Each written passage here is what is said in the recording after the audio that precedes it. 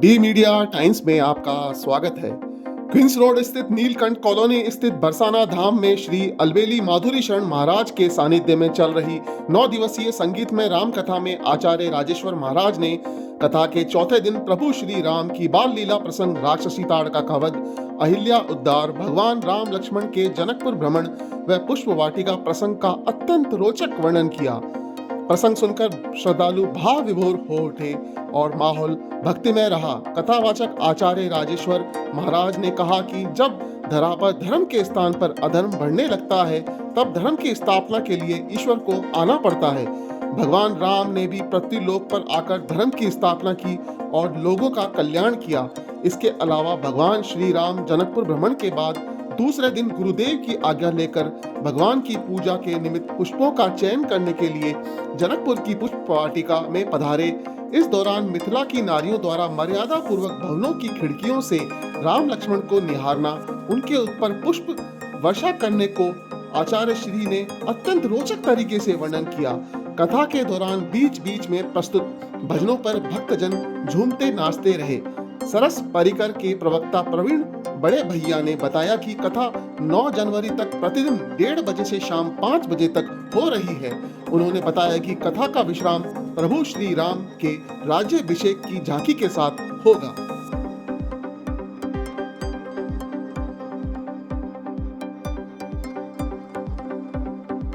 तो इसलिए जब संत लोग कुछ कहते हैं ना तो महाराज उसके भाव को समझने की आवश्यकता है।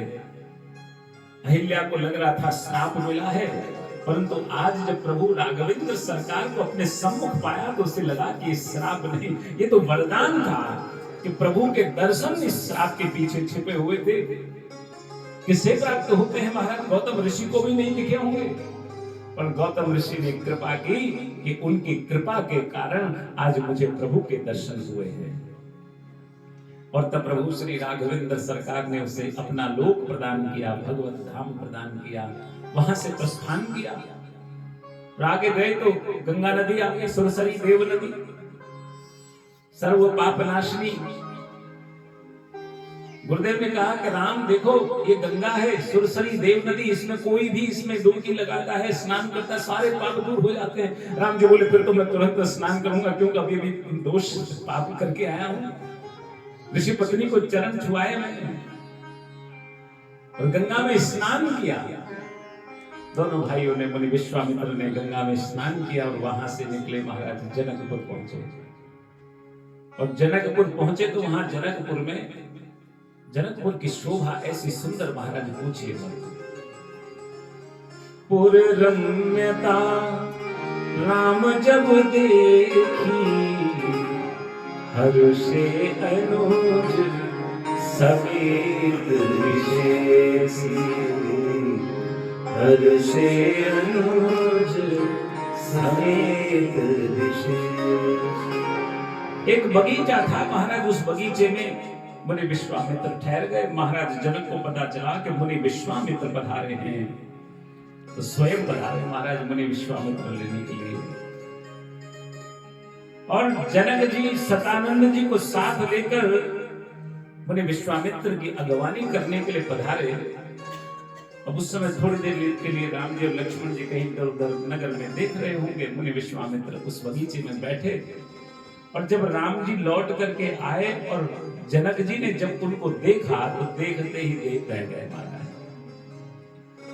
गोस्वामी तुलसीदास जी कहते हैं कि इनका एक और नाम था प्रसिद्ध, जिसे उनको कहते थे विदेह, यानी जिसे देह का जरा भी अभिमान नहीं हो।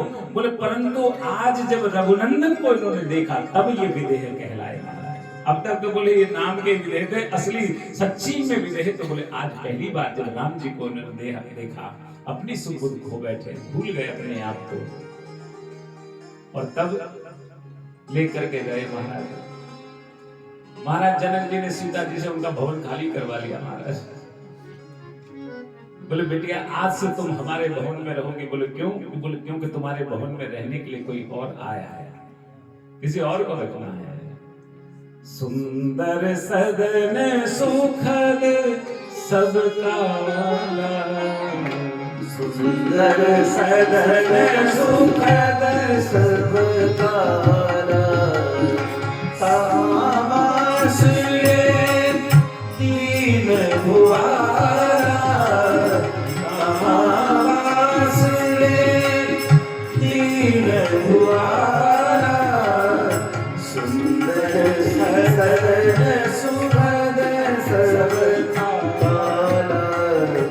सुंदर सुखद। अब ये सुंदर भवन जो है ये किसका है? ये सीता जी का भवन है। सिय निवास सुंदर सदन शोभा किम कही जात। ये बोले सीता जी का निवास है जिसमें राम जी महाराज को रखा। बोले सीता जी के निवास में क्यों रखा? बोले सीता जी भक्ति है और भगवान तो हमेशा भक्ति के घर में ही निवास करते हैं। इसीलिए यदि भक्ति के घर में भगवान व हमारे घर में भक्ति अगर रह जाए अपने आप ही कल्याण हो जाए। क्योंकि हम अपने घर में भक्ति को रख लेंगे तो भगवान अपने आप ही आ जाएंगे। क्योंकि जिस घर में भक्ति है वहीं भगवान का प्राकट्य होता है, पदार्पण होता है। जहां जहां भी भक्ति है ना भगवान जरूर आते हैं महाराज। इसलिए भक्ति को अपने हृदय में रखो तो हृदय में अपने आप ही भगवान अवस्थित हो जाएंगे। अब महाराज उस भवन में रख दिया। थोड़ी देर बाद जो है राम जी महाराज कहते हैं कि हे गुरुदेव यदि आपकी आज्ञा हो तो बोले नगर घूमना चाहते हैं लक्ष्मण, यदि आपकी आज्ञा हो तो घुमा ला। मुनि विश्वामित्र बोले कि लक्ष्मण ने तो नहीं कहा। किसी ने पूछा लक्ष्मण जी आपने कहा नहीं और फिर भी राम जी कह रहे हैं मुनि विश्वामित्र से। बोले अरे ये भी कहने की बात है, वो तो अंतर्यामी है। प्रीतम को पतिया लिखूं जो कहूं हो ही विदेश। तन में मन में प्राण में तासो कौन संदेश। बोले अपने प्रिय को चिट्ठी तो तब लिखी जाती है जब वो विदेश में हो। अरे जो तन में हो, मन में हो, प्राण में हो, उसको भला कौन सी चिट्ठी, कौन सा संदेश भेजने की आवश्यकता है? वो कोई अनभिज्ञ थोड़ी ना है। अंतर्यामी को अपनी दुविधा समझावे रे। अरे मन क्यों घबरावे रे। अंतर्यामी को अपनी दुविधा समझावे रे। कर कर सोच विचार व्यर्थ तू बुद्धि गवावे रे। अरे मन क्यों घबरावे रे। बोले जो स्वयं अंतर्यामी है, सब जानते हैं हमारे भीतर की, उसे बोले कुछ कहने की आवश्यकता थोड़ी। वो तो हमारे हृदय के जानने वाले हैं, उन्हें कुछ कहना थोड़ी पड़ेगा, वो तो सब जानते हैं। बोले विचार कर करके हम व्यर्थ ही घबराते हैं, पता नहीं अब कैसे भगवान से प्रार्थना करें, कैसे कहें, कैसे निवेदन कहें। अरे बोले कहने की आवश्यकता ही कहाँ है, वो तो सब जानता है। मालिक कहते हैं कि महाराज नहीं नहीं, बोले ना कंकड़ है ना कांटे हैं, हमें तो किसी और ही चीज के गढ़ने का डर है। बोले हमें किसी और ही चीज के गढ़ने का डर है। पंखुरी पायन गढ़ जई है, राम जी बिनती सुनो। बगिया बिच जान न दई है, राम जी बिनती सुनो।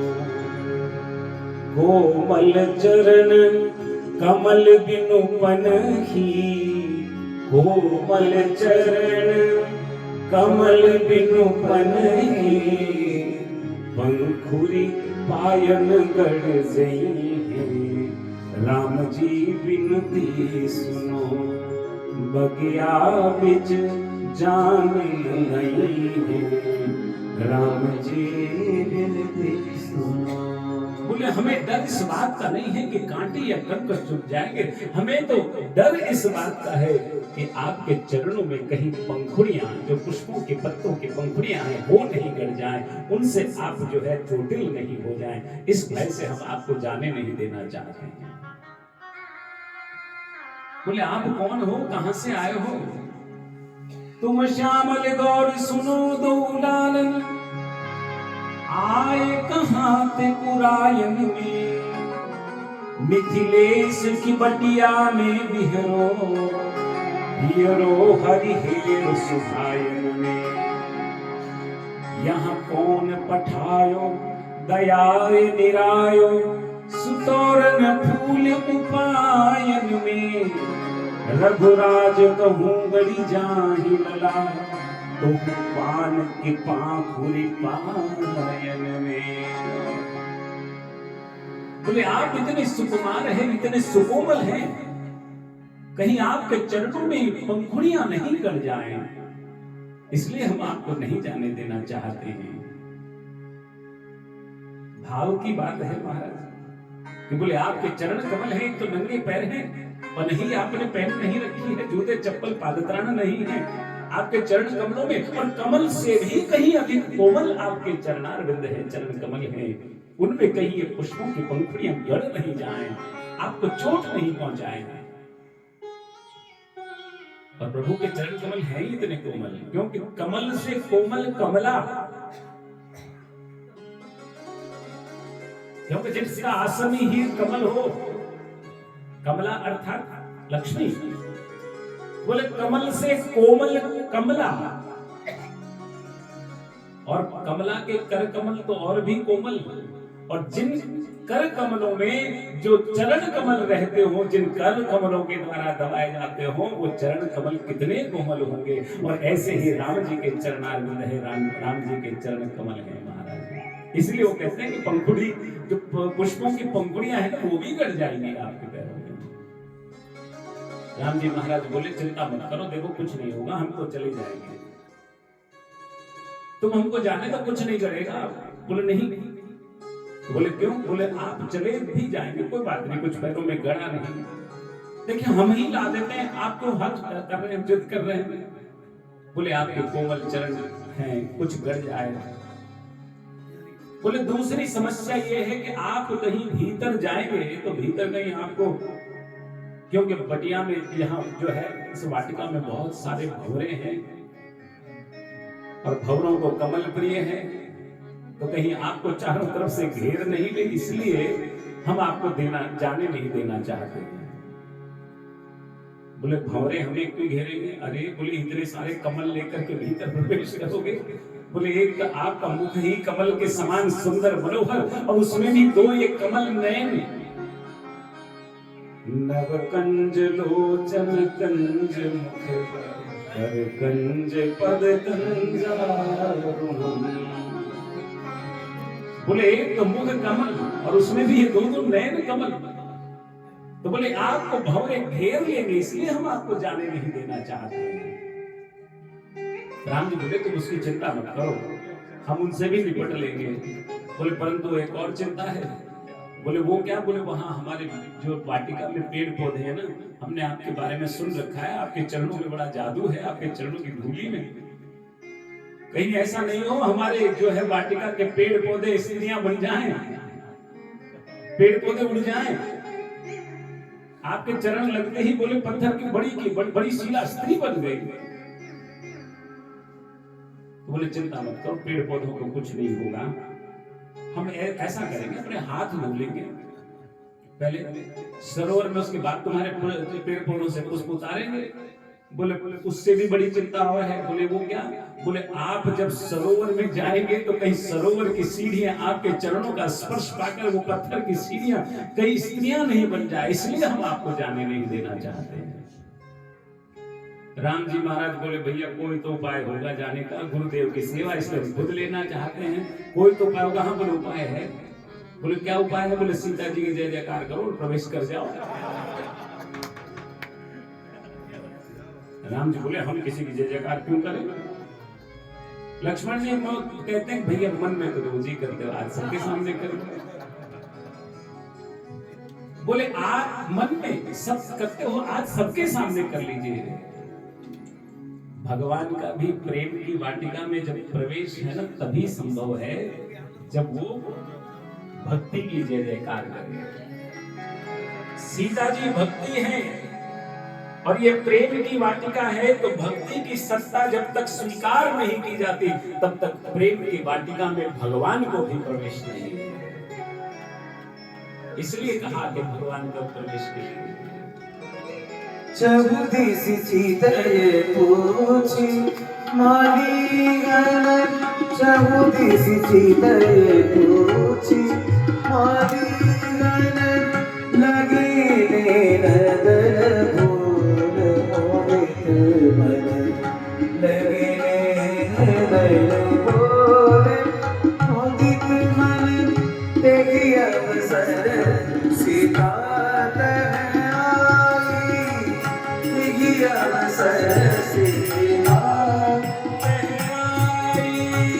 गिरिजा पूजन जननी पठाई गिरिजा पूजन जननी पठाई तेगी अवसर सीता तेगी अवसर सीता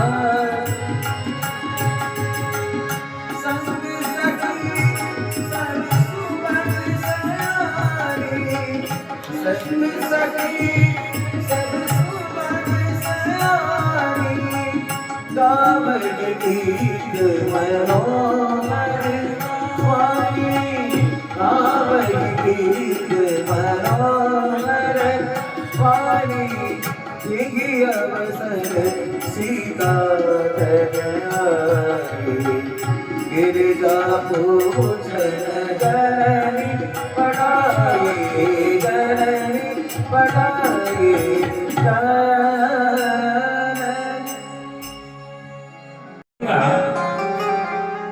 और किस लिए लेकर के जाऊंगा, क्योंकि अब तक मैं जो अनाथ था वो भी सनाथ हो जाऊंगा। और भगवान के बिना तो काम बनेगा नहीं महाराज। दुष्ट राक्षसों का तो वध करना ही है और अपनी बिगड़ी हुई भी बनाने का अवसर है, इसीलिए तो प्रभु को ले जाने के लिए आए। परिश्रम करे कोई कितना भी, लेकिन कृपा के बिना काम चलता नहीं है। निराशा निशा नष्ट होती न तब तक, दया भानु जब तक निकलता नहीं है।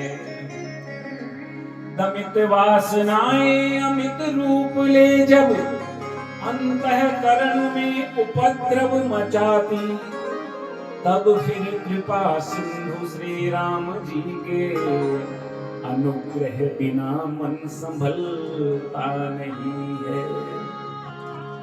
कृपा के बिना काम चलता नहीं है। बोले जब तक प्रभु की कृपा नहीं होगी, क्योंकि प्रभु की कृपा में ही भक्ति छिपी है और कुंभ में मुक्ति छिपी है। इसलिए बोले रघुनंदन को अपने साथ ले जाकर आज मैं अपना जो है उद्धार कर लूंगा, अपने आप को कृतार्थ कर लूंगा। और यही सोच करके बोले विश्वामित्र ने निश्चय किया कि जाकर के प्रभु को ले आता हूं और चल पड़े महाराज। विश्वामित्र महामुनि ज्ञानी, विश्वामित्र महामुनि ज्ञानी, बसई विपिन शुभ आश्रम जानी, बसई विपिन शुभ आश्रम जानी। देखत यज्ञ निशाचर धामहि, देखत यज्ञ निशाचर धामहि, तरहि उपद्रव मुनि लोक पावहि, तरहि उपद्रव मुनि लोक पावहि। ये रूपिस देखो प्रभु जाए, ये रूपिस देखो प्रभु जाए, करि बिनती आनंद गाए, करि बिनती आनंद गाए।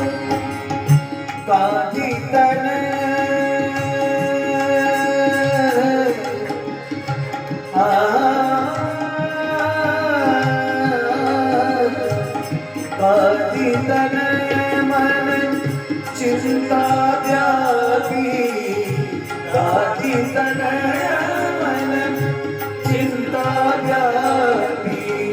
हरि बिनु मरहिन किसी चर भाती हरि बिनु मरहिन किसी चर भाती। प्रभु श्री राघवेंद्र सरकार को लेने के लिए मुनि विश्वामित्र अवधपुरी की तरफ चल पड़े महाराज। और जब अयोध्या की तरफ प्रस्थान किया और कुछ समाचार मिला अवधेश को, महाराज दशरथ को सूचना मिली कि मुनि विश्वामित्र पधार रहे, तो मन में थोड़ी घबराहट उत्पन्न हुई। घबराहट इसलिए कि एक तो पहली बार आ रहे हैं अयोध्या में। पहली बार का मतलब है महाराज दशरथ के राज्य में पहली बार पधारे हैं। इतने हजार वर्ष राज कर लिया और आज पहली बार आए हैं। बोले महाराज दशरथ ने सोचा कि मेरे राज्य में आज से पहले वो कभी आए नहीं। एक बार पहले आए थे अयोध्या में, जब महाराज हरिश्चंद्र, बोले हमारे पूर्वज हरिश्चंद्र जी का राज्य था, तब आए थे। तो उस समय महाराज हरिश्चंद्र को दर दर का भिखारी बना दिया था इन्होंने, विश्वामित्र जी ने। आज पता नहीं क्या करेंगे, इसलिए गए हैं। पर महाराज दशरथ ने सोचा संत तो सदैव कृपा करते हैं, संत कृपा करने वाले हैं, इसलिए संतों की कृपा प्राप्त हो, इससे बड़ा सौभाग्य और कुछ हो नहीं सकता। और यही सोचकर बोले आने दीजिए, मैं अपनी तरफ से जो मुझसे बनेगा वैसा ही स्वागत सत्कार करूंगा। और स्वागत सत्कार के लिए प्रतीक्षा करने लगे। विश्वामित्र आए तो अपने ही सिंहासन पर बिठा दिया मुनि विश्वामित्र। तो बोले हे मुनिवर, अब राजा मैं नहीं आप हैं। बोले अब जो भी निर्णय लेना हो आप ही को लेना है, आप राजा हैं, आदेश करें, आज्ञा करें। तो मुनि विश्वामित्र बोले कि देखो महाराज, मैं तो अपने, क्योंकि दुष्ट राक्षसों ने बड़ा परेशान कर रखा है, दुखी कर रखा है। हम ऋषि मुनियों को ना तो जब तब करने देते हैं, ना यज्ञ अनुष्ठान करने देते हैं। और उन दुष्टों का अंत केवल राम कर सकते हैं, इसलिए मैं राम को लेने के लिए आया हूं। अनुज समेत देहु रघुनाथा, निश्चर वध में होब सना था। बोले इसमें मेरे दो काम हैं महाराज। बोले एक तो दुष्ट राक्षसों का वध अंत हो जाएगा राम के द्वारा, और दूसरा मैं अब तक जो अनाथ था वो सनाथ हो जाऊंगा। महाराज घबरा गए तो बोले हे मुनिवर, आपने सोच समझ कर नहीं मांगा। देखिए वैसे तो मुझे मेरे चारों ही पुत्र बहुत प्रिय है, परंतु उनमें भी राम मुझे सबसे अधिक प्रिय है, उससे देते नहीं बनता। यदि आप आज्ञा करें तो मैं स्वयं चतुरंगिनी सेना के सहित चल करके आपके उस क्षेत्र में, वन क्षेत्र में जहां आपकी कुटिया है, वहां जो भी राक्षस आपको दुखी करते हैं उनके साथ युद्ध करूंगा। भले ही मेरे प्राण क्यों नहीं चले जाए, परंतु मैं आपके साथ चलकर उनका निवारण करने के लिए तत्पर हूं। जब राम जी के लिए इस प्रकार कहा मुनि विश्वामित्र से महाराज दशरथ ने कि मुझसे देते नहीं बनता है, राम मुझे अत्यधिक प्रिय है, प्राणों से भी अधिक प्रिय है, तो मुनि विश्वामित्र को थोड़ा सा क्रोध आ गया और क्रोधित होकर के कहने लगे कि यदि आज मैं भगवान नारायण से भी कहता ना, तो वो अपना आसन छोड़ करके, अपना वाहन छोड़कर चल देते हैं। यदि आज विष्णु से कहता मैं, चल देते छोड़ गरुड़ वाहन, शंकर से यदि विनती करता, हिल जाता उनका भी आसन।